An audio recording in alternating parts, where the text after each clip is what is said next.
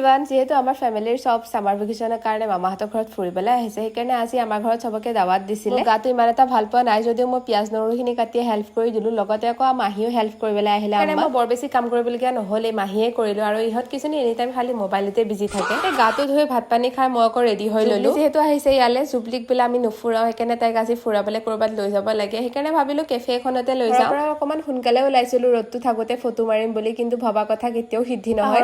আমাৰ মোবাইলটো লগতে লৈ গৈছিলো, আৰু আধা বাটৰ পৰা ঘূৰি থবলৈ আহি যাওঁতে আকৌ ৰ'দটো গুচিয়ে গ'ল। ৰ'দটো নাই কাৰণে ফটোখিনি যেনেকুৱা ভাবিছিলো তেনেকুৱা নহ'লে। পিছে মই ফটোখিনি অলৰেডি পোষ্ট কৰিছো, যদি চোৱা নাই প্লিজ চাই ল'ব। তালে মই জুবলি অকলে যোৱা নাছিলো, সোনিয়াহঁতেও গৈছিলে, কিন্তু আমি দুজনী অকমান সোনকালে পোৱাৰ কাৰণে দুজনে ফটো চটো ভালকে মাৰি ললো। লোকেশ্যন বদলাই ফটো মাৰি থাকোতে আকৌ আমাৰ বহুত ভাগৰো লাগি গৈছিলে। তেনেকুৱাত আকৌ সিহঁতো আহি পালে। আহি পোৱাৰ পিছত সিহঁতক জানো মই দুখনমান ফটো মাৰি নিদিলে সিহঁতে মোক শান্তিত থাকিবলৈ দিব, সেইকাৰণে সিহঁতক দুখনমান ফটো মাৰি দিলো। দুখনমান নহয় বাৰু, বহুত কেইখনে মাৰি দিলো। ফটো মাৰি আমাৰ চবৰে এনাৰ্জি নাইকিয়া হৈ গৈছিলে, সেইকাৰণে অকমান বতাহ খাবলৈ আহিলো, লগতে আকৌ অৰ্ডাৰ কেইটাও দি দিলো। আৰু অৰ্ডাৰ আহি পাওঁতে বহুত বেছি দেৰি হৈছিলে, সেয়া খাই পিনি আকৌ আমাৰ সন্ধিয়াই হৈ গ'ল। সেইকাৰণে ভাবিলো সন্ধিয়া চাহকাপ ইয়াতে খাই যাওঁ, ঘৰত প্ৰেছাৰ নিদো। আৰু চবতছে বেছি দেৰিকে পালকি অৰ্ডাৰটো আহিছিলে, আমি খাওঁতে তাই চাই আছিলে, এতিয়া তাই খাই আছে, এতিয়া আমি চাই আছো।